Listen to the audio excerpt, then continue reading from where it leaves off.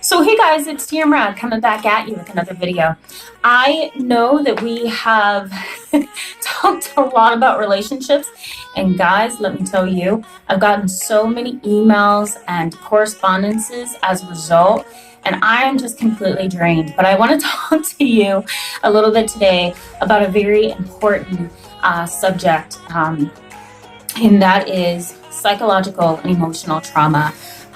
Earlier this week, we talked a little bit about some of the mass murders that have been happening and the mass incidents across the world, starting with the United States and then the UK, British Columbia, and then Toronto, Canada. And one of the things I found is that a lot of people from all over the world have been emailing me, but one of the things that I have found is that they are having a hard time understanding how to get through this. And I think part of that is because there's a general miscommunication between family members and people in society. But I also think that there's a general lack of understanding and knowledge about trauma itself. So I'm going to talk to you a little bit about that today. We're going to talk about trauma specifically. I want to define what it is, and I'm going to put it up here for you.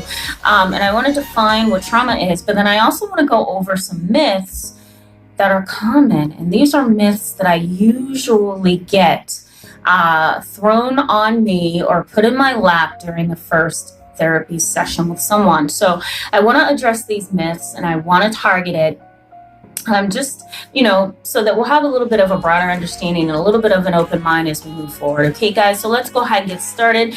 The benefits, which I'm going to post over here as I always do for you, the benefits to this video is that you'll be able to define trauma, but you're also going to be able to address some of those myths that I'm sure disturb you or agitate you when people kind of make broad, general, misinformed statements. All right, guys, so let's go ahead and define trauma. The way that I like to define trauma, and that's primarily with adults who are raising children who have gone through a traumatic situation, I like to define trauma as any particular situation that is destabilizing. Okay, any situation that is destabilizing in which you have zero to no control over, okay, and lack the capacity to cope with.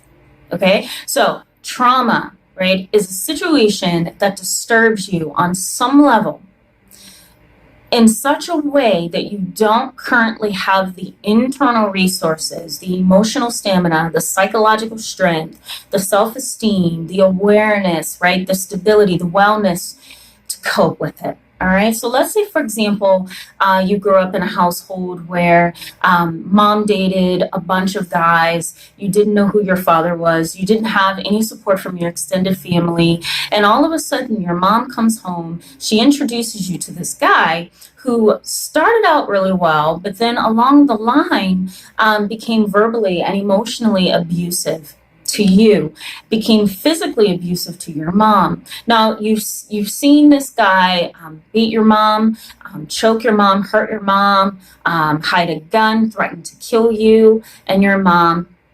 You've witnessed all of this, okay? Let's say that, okay, it's been over now for about 10 years, but you continue to have flashbacks. You continue to think about it constantly, especially during stressful times of the month. You tend to avoid romantic relationships in your own life, right?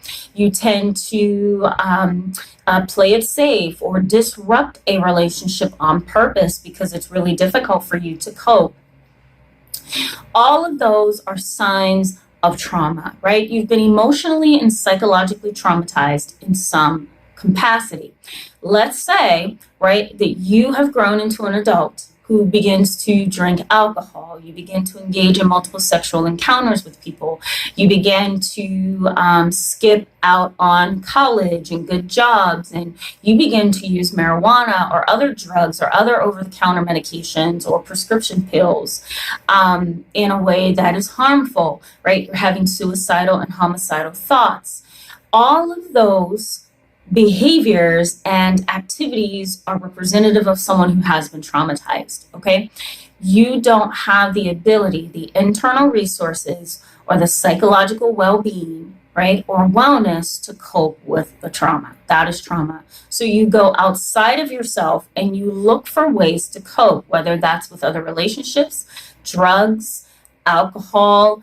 Sometimes you might go to therapy, but you might end up arguing with the therapist or rejecting their help and support. So basically what I'm trying to point out here is that trauma can sneak up on you in such a way that you don't know that you're traumatized. It can also lead to outlandish behaviors, right? Self-injurious behaviors, low self-esteem. So trauma is very complex, and I think it's important that we understand what trauma is and how to define it. So again, the way that I want to encourage you to see trauma is that it's a reaction to a destabilizing situation, and you have absolutely no capacity within yourself to cope with it. Okay, that's trauma. That's the best way I can put it in a very commonsensical fashion. So I want to go over 5 myths. And these myths, I actually pulled up an email that I got last month from a mom who said, my son is traumatized. He's dealing with a lot. Here's a couple of things that I don't think he's traumatized. Can you kind of help me understand it? So I actually pulled up her email, and I wrote down some of the myths. And so I want to start with the number one myth that I tend to get in my office or by email from people who are uninformed about trauma is, okay, so this is what I usually get. It is get over it. Okay, that's the number one myth. Get over it. And I think it's important to understand that you can't just get over trauma, right? Trauma is a psychological and emotional reaction to a situation that is destabilizing. You have absolutely no skills, absolutely no coping ability, absolutely no psychological and emotional preparation in any fashion, no family support, no social connections to deal with it. Okay, once that happens, there are physiological responses within the body and within the brain that often leads to trauma, right? It's not just a human being going through an experience. It's a human being with chemicals in their brain and in their body, right? Physiological reactions, actual psychobiological processes that happen that leads to trauma. In fact, research suggests that kids who have been traumatized often end up, if they're not, very resilient or able to cope, they often end up years later with various health conditions, right? Starting with diabetes and then heart failure and then obesity, and the list just goes on. Chronic migraines is another physiological response, right? So we have to keep in mind that trauma is not just psychological and emotional. It's physiological. It is biological. It is also neurobiological, right? Things go on in the brain, right? Sometimes kids who have been in traumatic situations, they often, go to a neurologist who does brain scans, and there's literal evidence in those brain scans that something has altered the brain. Low levels of serotonin and norepinephrine in the brain. So there's a lot of things. There's cortisol running through the body, right? So there's a lot that goes on. So my point, you just can't get over trauma. It's impossible. It's impossible unless you're in therapy, you're taking medication, you're knowledgeable about your body and yourself, you have a great support system, right? So it's important, I think, to always approach a person who's dealing with trauma with the attitude that I'm going to support you. I understand that you can't just get over this. Okay. The next myth is that if you have trauma in your childhood, then you're probably not going to have issues in your adulthood. And that is incorrect. Okay. So when you have a traumatic past as a child, it's going to catch up to you at some point in your life, right? You're not going to be able to just get over it. It's almost impossible. Some kids are so resilient that they can have a traumatic situation in their childhood and then years later be just fine. Wonderful. Thank God, right? But there are some families who just don't get over trauma, and what has happened at early stages of development, especially in a child's life, will often carry over into adulthood. Okay. The other thing is, I think a lot of people feel that trauma does not often lead to mental health issues. And we must keep in mind that, again, there's psychosocial components to trauma. And what I mean by that is there's bio, right? There's a lot of genetic, chemical processes going on.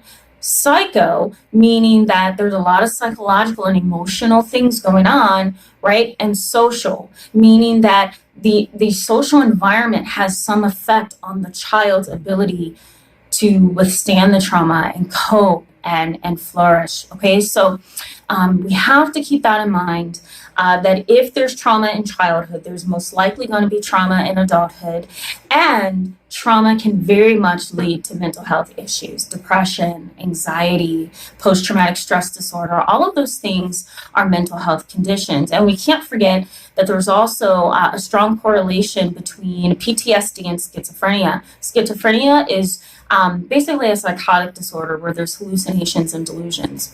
And I'll be talking a little bit more about that topic as we move along, so stay tuned for that, okay? Another myth is that post-traumatic stress disorder is only for veterans, and the truth of the matter is that it isn't. Veterans do experience a lot of post-traumatic stress disorder. We used to call it shell shock. Okay, but things have changed. It is not shell shock anymore. It's post-traumatic stress disorder, and it affects anybody who's going through, again, a traumatic situation that they have no capacity to cope with. For a lot of inner city kids, urban kids, trauma can be listening to gunshots. It could be, the tragic shooting of a loved one or a friend. It could be domestic violence. It could be watching drug deals in the neighborhood, right? So post-traumatic stress disorder can occur in many settings among many different people. It is not specifically for veterans, okay? And last but not least, a lot of people have the myth that any therapist with a degree in an education can provide trauma services. And I must say that that is not correct. Okay, we have to keep in mind that trauma is a very serious, very narrow, specific issue. And if you want the proper treatment, you're going to have to go to a specialist. I don't think any therapist can help you. And as much as you may like your therapist, they may not be trained in trauma. So you want to make sure that you go to somebody who's educated in trauma therapy. All right, guys, so thanks so much for being with me today. I always enjoy having you. Feel free, as you continue to do, send me emails, send me tweets, send me text messages, whatever you need to do to get in touch with me. I welcome you. Stay tuned for the next video. We're going to talk a little bit more about traumatic backgrounds, because I want to bring up the topic of traumatic bonding, and I think it's extraordinarily important, so stay tuned for that. I'm going to post all my information at the end of the video, guys, so stay tuned for that if you want to contact me on my website, on my Twitter, or on my blog. But in the meantime, guys, I wish you all the best, and I'll see you really, really soon. Bye.